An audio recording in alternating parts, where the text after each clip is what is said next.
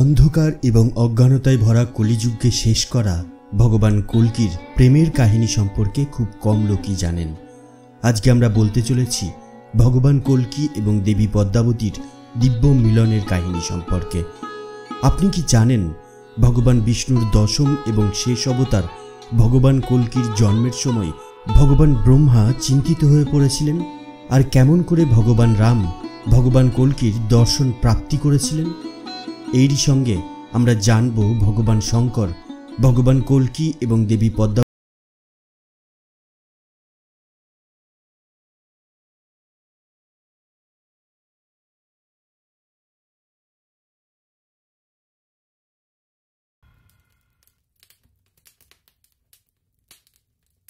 বন্ধু, এইসব কাহিনী কল্কি পুরাণ থেকে নেওয়া হয়েছে।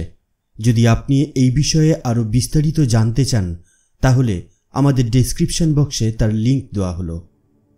যখন কলিযুগে ধার্মিক নীতির পালন খুবই দ্রুত কমে আসবে, তখন ভগবান ব্রহ্মা সহ সমস্ত দেবতা ভগবান বিষ্ণুর কাছে বৈকুণ্ঠ ধামে যাবেন আর এই সংকটময় মুহূর্তকে তার সামনে ব্যক্ত করবেন। তখন ভগবান বিষ্ণু সবাইকে আশ্বাসন দিয়ে বলবেন তিনি ধরিত্রীতে শাম্বালা নামক গ্রামে প্রকট হবেন আর বিষ্ণু যশ নামক ব্রাহ্মণ এবং তার স্ত্রী সুমতির গর্ভে জন্মগ্রহণ করবেন।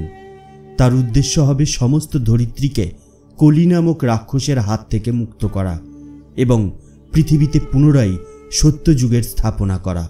এছাড়াও তার স্ত্রী দেবী লক্ষ্মী সিংহলের রাজা বৃহদ্রথের পত্নী কৌমুদীর গর্ভ থেকে দেবী পদ্মাবতী রূপে জন্মগ্রহণ করবেন। কিন্তু আপনি কি জানেন ভগবান কল্কির জন্মের সময় ভগবান ব্রহ্মা অত্যন্ত চিন্তিত হয়ে পড়বেন? কিন্তু কেন? আসুন এই বিষয়টি একটু জেনে নিই। যখন সর্বোত্তম পুরুষ শ্রীহরি তার অদ্বিতীয় শক্তির দ্বারা মানব রূপে প্রকাশ হওয়ার ইচ্ছা প্রকাশ করেন, তখন শাম্বালা গ্রামে প্রবেশ করেন। সময়ের সঙ্গে সঙ্গে বিষ্ণু যশের স্ত্রী গর্ভবতী হন, যার ফলে তার সমস্ত শরীরে শুভ সংকেতের আগমন ঘটে।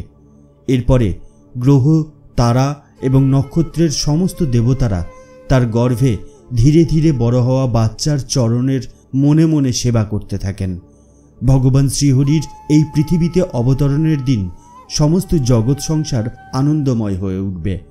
নিজেদের দিব্য সুন্দর সন্তানকে দেখে বিষ্ণুযশ এবং সুমতির মন আনন্দে ভরে উঠবে। কিন্তু ভগবান ব্রহ্মা ভগবান কল্কির জন্ম হওয়ার সঙ্গে সঙ্গেই অত্যন্ত চিন্তিত হয়ে পড়বেন। ভগবান ব্রহ্মা পবনদেবকে ডাকবেন এবং তাকে অতি দ্রুত শাম্বালা গ্রামে গিয়ে ভগবান কল্কির কাছে তার সংবাদ পৌঁছে দিতে বলবেন। সেই সময় ভগবান ব্রহ্মা বলবেন, হে ভগবান, আপনার এই চতুর্ভুজ রূপ দেবতারাও অতি দুর্লভে দর্শন করতে পারে। কৃপা করে সাধারণ মানুষের মতো 2 হস্ত বিশিষ্ট রূপ ধারণ করুন আর এরপর আপনি আপনার উদ্দেশ্য পূরণ করুন। পবনদেব ভগবান কল্কির কাছে গিয়ে পৌঁছাবেন এবং ভগবান ব্রহ্মার এই নিবেদন তার সামনে সমর্পণ করবেন।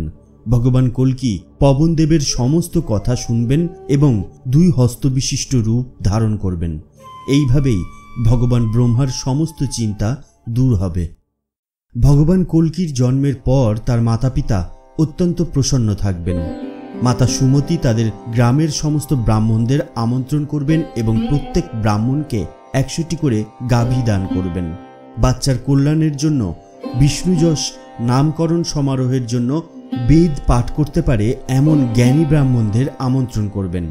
প্রভু শ্রী রামও এই রূপকে দর্শন করার জন্য ব্যাকুল থাকবেন। এরপরে ভগবান রাম এক ব্রাহ্মণের বেশ ধারণ করে কল্কি ভগবানের নামকরণ সমারোহে উপস্থিত হবেন। শ্রীরামের সঙ্গে সঙ্গেই কৃপাচার্য, বেদব্যাস এবং অশ্বত্থামাও ব্রাহ্মণ বেশে সেখানে উপস্থিত হবেন, যাতে তারা বাল্য কল্কি রূপে ভগবান শ্রীহরিকে দর্শন করতে পারেন।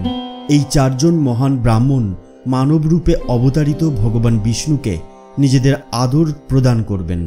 এই 4 জন মহান ব্রাহ্মণ এই দিব্য বালককে কল্কি নাম প্রদান করবেন। ভগবান কল্কি তার গুরু পরশুরামের পথ প্রদর্শনে 64 কলায় অত্যন্ত পারদর্শী হয়ে উঠবেন। এটির সঙ্গে সঙ্গে তিনি বেদের সমস্ত শাখা, ধনুর্বিদ্যা এবং জ্ঞানের অন্যান্য সমস্ত বিভাগও শিখতে থাকবেন। সমস্ত জ্ঞান আহরণের পরে ভগবান কল্কি তার গুরুদেবের নির্দেশে ভগবান শিবের সাধনা করতে আরম্ভ করবেন। ভগবান শিবকে যথাযোগ্য সম্মান প্রদর্শন করে ভগবান কল্কি তার ধ্যান করতে আরম্ভ করবেন।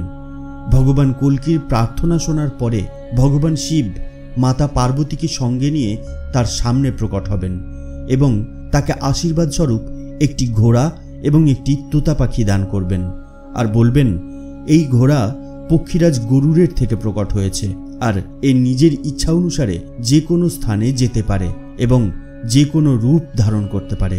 এছাড়া এই তোতা পাখি ভূত, ভবিষ্যৎ এবং বর্তমান সম্পর্কে সমস্ত কিছু জানে।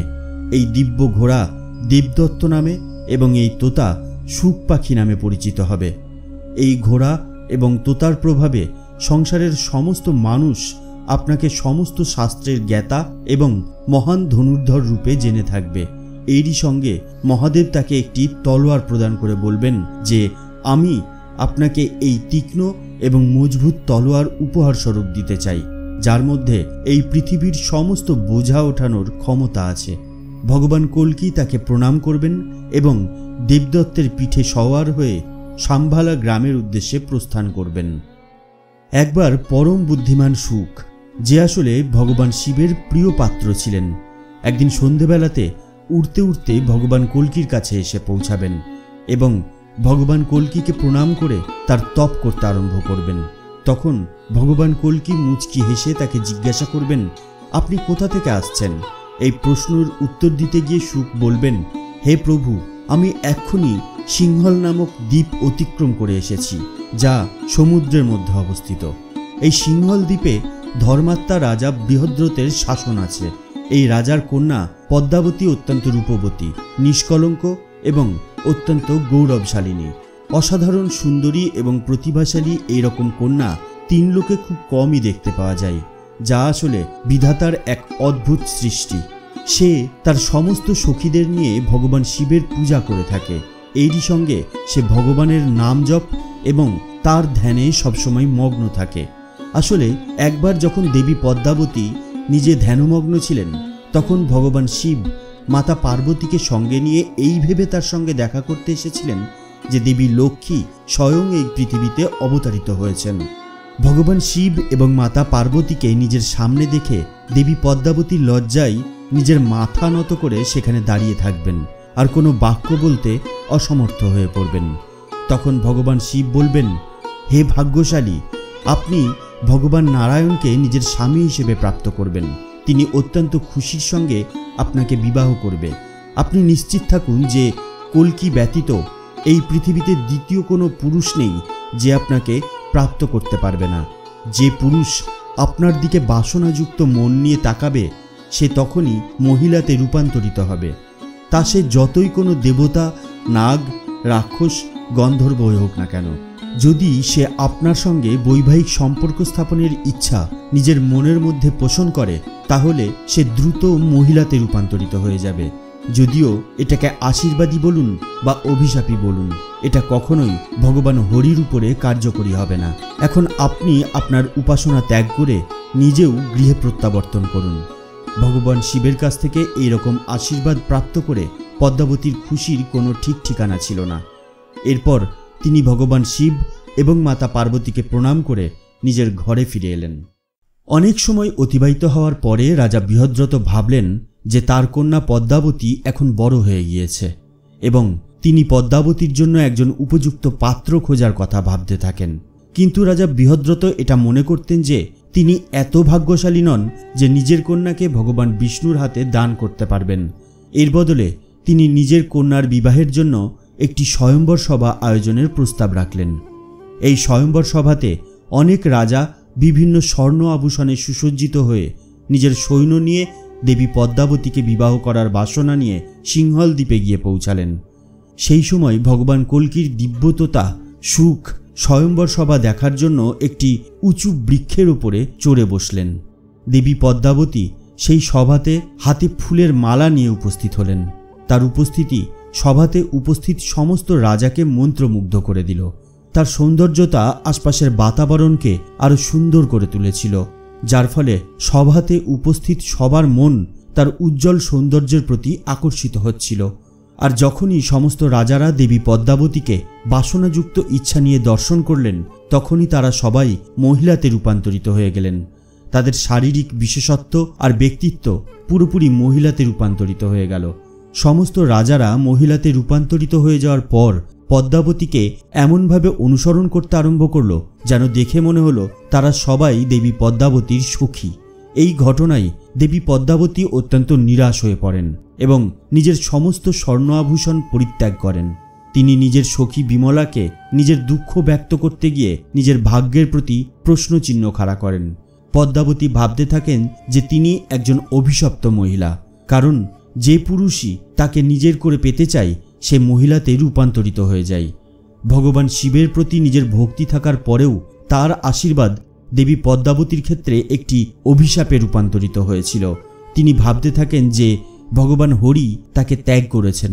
ঠিক সেই সময় শুক পদ্মাবতীর সামনে প্রকট হয় আর দেবী পদ্মাবতীকে প্রণাম করে বলে, আমি আপনার জন্য একজন আদর্শ সাথী খুঁজে ফেলেছি। সে অত্যন্ত আকর্ষক, অসাধারণ রূপবান আর ভগবানের সর্বোচ্চ ব্যক্তিত্বের সমান। তার মনোরম রূপকে দর্শন করার পর আমি বুঝতে পেরেছি সে বাস্তবে সর্বোচ্চ ভগবান শ্রীহরি। সুখের মুখ থেকে এরকম বাক্য শুনে পদ্মাবতীর আনন্দের আর কোনো ঠিকানা থাকলো না। তার পদ্মের মতো সুন্দর মুখ আনন্দে আর লজ্জায় ভরে উঠল। এরপরে দেবী পদ্মাবতী সুখের কাছ থেকে ভগবান কল্কির সমস্ত পরিচয় জেনে নেন আর তাকে অতি দ্রুত ভগবান কল্কিকে এই স্থানে নিয়ে আসার জন্য অনুরোধ করেন। এরপর সুক ভগবান কল্কির কাছে গেলেন এবং তাকে এই সমস্ত বিষয়ের বিবরণ দিলেন। দেবী পদ্মাবতীর সম্বন্ধে সমস্ত কিছু শুনে ভগবান কল্কি তাকে ভালোবাসতে আরম্ভ করলেন এবং তখনই তিনি তার দেবদত্ত ঘোড়ার উপরে সওয়ার হলেন আর সিংহল দ্বীপের উদ্দেশ্যে প্রস্থান করলেন। এদিকে সুক অত্যন্ত দ্রুত দেবী পদ্মাবতীর কাছে গিয়ে ভগবান কল্কির আগমনের সংবাদ পৌঁছে দিলেন। যখন সুক পদ্মাবতীর কাছে পৌঁছালেন তখন দেবী পদ্মাবতী অত্যন্ত উৎসুকভাবে সুকের কাছে ভগবান শ্রীহরি সম্বন্ধে জানতে চাইলেন। এই সময় সুক পদ্মাবতীকে বললেন যে তিনি ভগবান কল্কিকে সিংহল দ্বীপে নিয়ে এসেছেন এবং তিনি রাজমহলের পাশের ঝিলে দেবী পদ্মাবতীর জন্য অপেক্ষা করছেন। এই কথা শুনে দেবী পদ্মাবতী অত্যন্ত আনন্দিত হলেন এবং ভগবান কল্কির সঙ্গে মিলিত হওয়ার জন্য অতি দ্রুত নিজের মহল থেকে বেরিয়ে গেলেন। পদ্মাবতী সেই সময় তেমনভাবেই নিজের মহল থেকে ছুটে গিয়েছিলেন যেমনভাবে শ্রীকৃষ্ণের সঙ্গে মিলিত হওয়ার জন্য দেবী রুক্মিণী নিজের মহল থেকে ছুটে বেরিয়ে এসেছিলেন। দেবী পদ্মাবতী এবং তার সমস্ত সখীরা সেই ঝিলে গিয়ে পৌঁছালেন এবং ঝিলের মধ্যে জল নিয়ে খেলতে আরম্ভ করলেন। এরপরে দেবী পদ্মাবতী জল থেকে বাইরে এসে নিজেকে প্রস্তুত করলেন। তারপর ঝিলের পাড়ে অবস্থিত কদম গাছের তলায় ভগবান কল্কির সঙ্গে মিলিত হওয়ার স্থানের উদ্দেশ্যে প্রস্থান করলেন। তার সামনে দুই হাত জড়ো করে প্রার্থনা করতে লাগলেন। আর ঠিক এই সময় ভগবান কল্কি দেবী পদ্মাবতীকে নিজের মনের ভাব ব্যক্ত করলেন।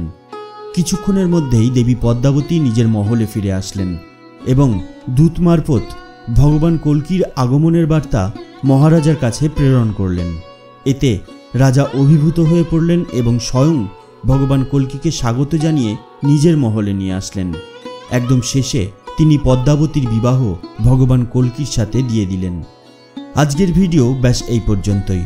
আমাদের আজকের ভিডিও আপনার কেমন লাগলো সেটা নিচের কমেন্ট বক্সে কমেন্টস করে জানিয়ে দিন। আর আমাদের ভিডিও যদি আপনার ভালো লেগে থাকে তাহলে একটা লাইক করুন আর শেয়ার করে ছড়িয়ে দিন সবার মধ্যে। তাহলে দেখা হবে পরবর্তী ভিডিওতে। তার আগে অবশ্যই ভালো থাকবেন, সুস্থ থাকবেন। ধন্যবাদ।